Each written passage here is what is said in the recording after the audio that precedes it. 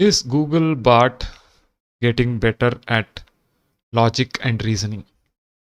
So this is a blog post from Google. So here it says that Bart is getting better at logic and reasoning. Bard is improving at mathematical tasks, coding questions, and string manipulation through a new technique called implicit code execution. So, what is this implicit code execution? Right? This new technique helps Bard detect computational prompts and run code in the background. Okay. As a result, it can respond more accurately to mathematical tasks. So looking at prompts, it converts the prompt to code and then runs those code for computation. Okay. And these are some examples like what are prime factors of a particular number, calculate the growth rate of my savings, reverse the word lollipop for me. Okay. So in your typical large language model, what it does is that in case of even computation, it is actually generating text, right? But this is something like ChatGPT with your code interpreter, where it tries to understand your prompt, and then in this case, what are prime factors of a number? It actually writes code to compute this. Obviously, that will be more accurate than just text generation based response for this kind of a query. Okay. So here is this example of reverse the word lollipop, right? Where it actually writes a code and then it executes that code. Okay. So that is the idea over here. So there is a little bit deeper explanation of what is this new capability. So it is actually based on some kind of a system thinking, right? So system one thinking is fast, intuitive, and effortless.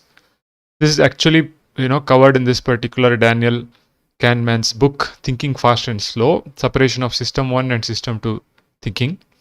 Okay, system 1 thinking is fast, intuitive, and effortless. So when a jazz musician improvises on a spot, or a touch typer thinks about a word and watches it appear on a screen, they are using system 1 thinking. System 2 thinking is slow, deliberate, and effortful. When you are carrying out long division or learning how to play an instrument is actually system 2. So large language models can be thought of as operating purely under system 1, producing text quickly without deep thought. This leads to some incredible capabilities but can fall short in some surprising ways, like solving a simple math problem. Right? If you are trying to solve a math problem using system 1, you cannot just stop and do arithmetic. You have to just spit out the first answer that comes to mind.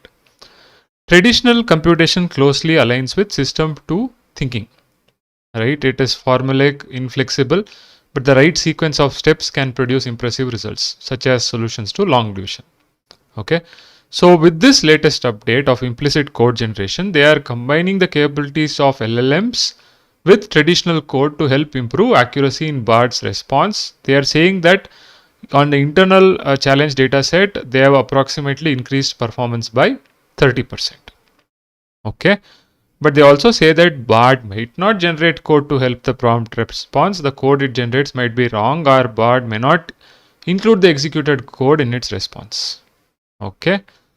So this is an important step, to improve Bard. That is what they have written over here. So I thought, let us test it out. So I said, I need you to solve a math problem for me in Bard.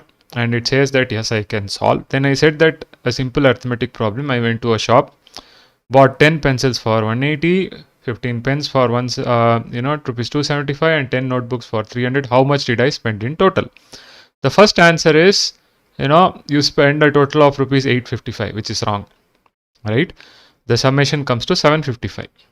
Okay. There is a code snippet over here. It says used code with caution. Okay. Then I say that, response is bad, not factually correct. Submit. So then I said, your answer is wrong. You are right. I made a mistake. The total is 755, which is correct.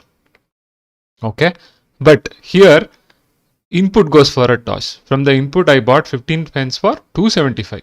Somewhere it has hallucinated 225 over here. Intrinsic hallucination. Okay. So I said, okay, answer is right, but inference steps are wrong. So inference steps were wrong, and then it goes 10 pencils for rupees 15 each, 15 pencils, it goes for a toss. But answer is correct. Okay. But if you look at this step, it is wrong. 150 plus 225 plus 300 is not 775. It is actually 275 over here. Okay. And it is 180, not even 150. Right. It's a straight summation of these numbers. The correct answer is actually 755. Right. This is 455 plus 300. Okay. So it is still improving. Right. So I'll reset the chat and let me try one more this thing. Like, they said you can compute some kind of interest rates or something, right? So maybe I can. Okay. So let me try this particular thing. I want to invest this amount for 5 years at 7% annual interest compounded yearly.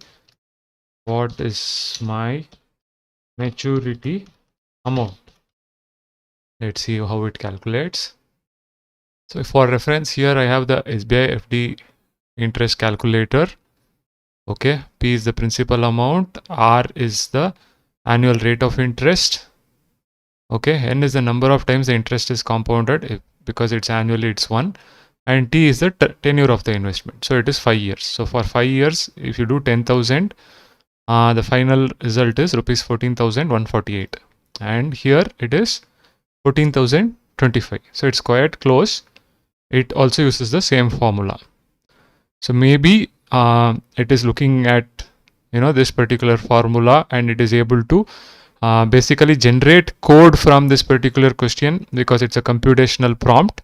It is able to generate this code snippet to calculate maturity amount using this formula, and it runs this particular formula and it gives this result. But it says use code with caution over here. Okay. So this was about Bard's new implicit code generation ability. So in some cases it improves results, in some cases it does not improve the result.